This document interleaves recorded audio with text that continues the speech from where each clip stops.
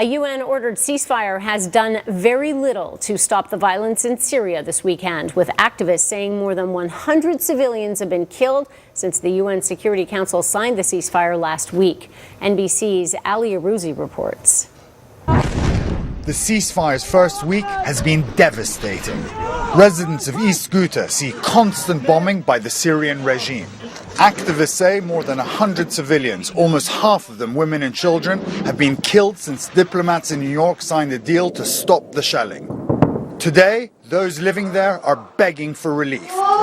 This is the sort of situation they're facing: destruction, death surrounding them, and besiegement. People are running out of food, clean water, medicine.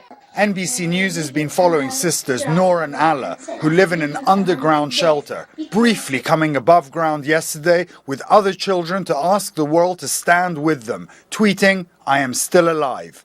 Along with the bombs, the Syrian government's planes dumped leaflets on eastern Ghouta telling its residents to leave. The UN ceasefire was supposed to open a civilian corridor to allow that to happen and humanitarian supplies like these idle ambulances to come in.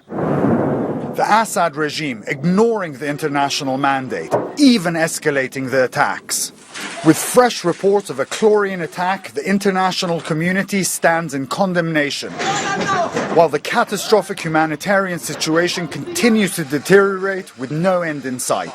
On Friday, at an emergency meeting of the UN Human Rights Council, officials said the attacks in eastern Ghouta probably amount to war crimes.